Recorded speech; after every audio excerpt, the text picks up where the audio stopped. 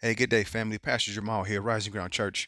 Hey, I want to jump in real quick. I want to, this is kind of a spinoff of what I talked about the other day, as far as, being grateful from your spirit first. It's not exactly that, but I think I want to touch on just the symbolism of specifically the scripture when Jesus was at the well with the Samaritan woman, and then he asked her for a drink, and she says, "You're a Jew," and blah, blah, blah. And then he says, if you knew the gift of God and who it was that asked you for a drink, then it says you would have asked him and he would have given you living water. But I want to stay on just really quickly um, the beginning part of that. If you knew the gift from God and who it was that asked you for a drink, so it's like it's Jesus is. I love symbolism, man, and because it's always deeper than just the physical world. We hear these stories, we have stories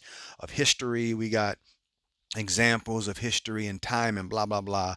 But that's just a layer, and that's not even like the real layer. And that's when we talk about things coming from the spirit or spirit, because spirit is reality first.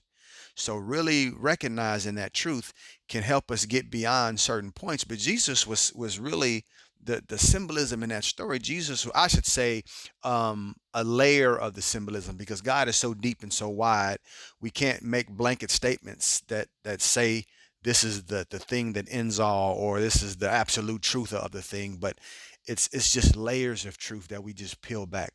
But Jesus was like, if you knew the gift from God and then who it was that asked you for a drink, you would have asked, and he would have given you living water. I feel like I got to say that anyway.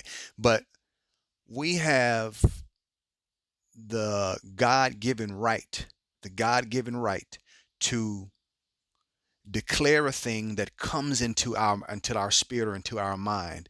When we talk about imagination, you know, we have, or not even necessarily imagination. It's contrast. So meaning when you have an experience that maybe you like or you would label good, then the contrast of that is you have an experience that doesn't feel so good. And I think that's the result of, when God told Adam and Eve, don't eat from that tree of the knowledge of good and evil.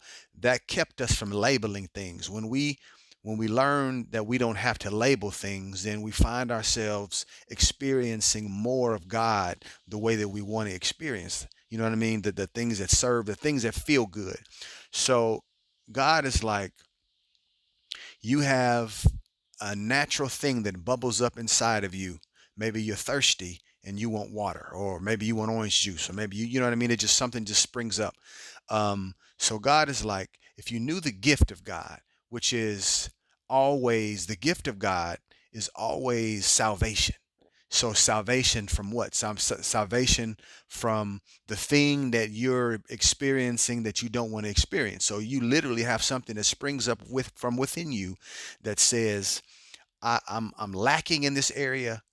I want to be abundant now in this area. So then, this idea comes, or this perspective comes, which allows you it allows you access to the truth.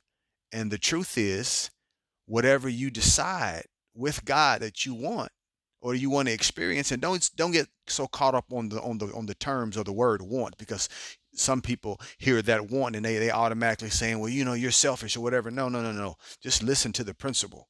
So you have this thing that springs up, and then um, you're in the vicinity of actually experiencing it, because the thought or the idea or even the what is it, the imagination of it lets you know that it's available now. It's available in the spirit. It's always spiritual first.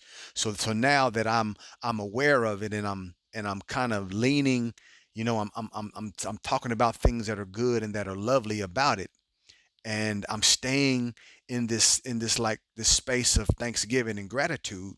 um Now that key of gratitude starts to bring into fruition, bring into the physical world again that which you are trying to experience, or you're trying to co-create, or you're trying to bring heaven on earth. You're trying to make it happen. No, not make it happen. You're bringing it into your experience. I love sometimes these terms that a lot of religious people call New Age, which is not. Some people could be weird, but I'm not. So, but I love the terms because they help you to kind of get away from certain terms that have blocked you or that have kept you kind of stagnant or stuck.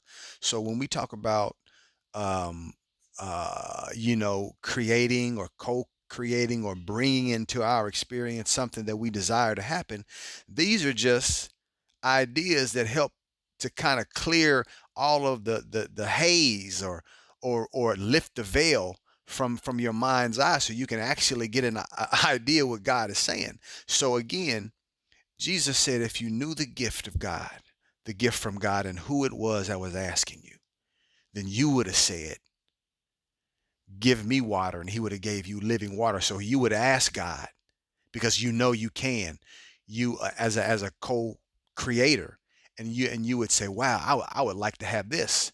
So maybe you wanted water, but Jesus or God was like, you know what, I'm not only give you water, I'm not only going to give you water, I'm going to give you some nice refreshing juice that just dances on your tongue taste buds. You know what I mean? God gives you above and beyond what you can ask. So these are just principles, these are just truths, they're laws that if we learn what God is pointing us to, and we start to use it in accordance to the principle and to the law of God, which is the key, that the key or the law of God is always being grateful and in a place that is truer to who God is and to what God is. And I love this idea. Me and my wife were talking about this the other day, and I think what makes it hard, because when we think of the invisible world, we think of something that we can't touch. You know what I mean? We can't really touch it. We think of ghosts or whatever we think about. We think of we can't touch it. But this is the great thing about that. The spiritual world is the spiritual world because it moves faster. It moves faster than the physical world. So the physical world is slower, so it slows down. So if you imagine like this ball of energy moving at a rapid speed, and you can see through it, you really can't touch it. But then all of a sudden it slows down, and it turns from all of these, I don't know, lights or whatever, into this mass. So now you can grab it because it's slowed down. But if you understand the truth, which is the spiritual world is just, it's just a faster moving place. And when you identify that, you can recognize it as being truth and real. And remember, it's more real than the physical world. So hope it didn't confuse you. Hope it's making sense. You know what I always say, make it make sense, because you can, and start to go after the truth of God, and allow these principles and these strategies and these understandings, these revelations, man, to bring you closer to where you really want to be, so you can really, really, really, really uh, walk in your authority. I'll talk to you. Bye.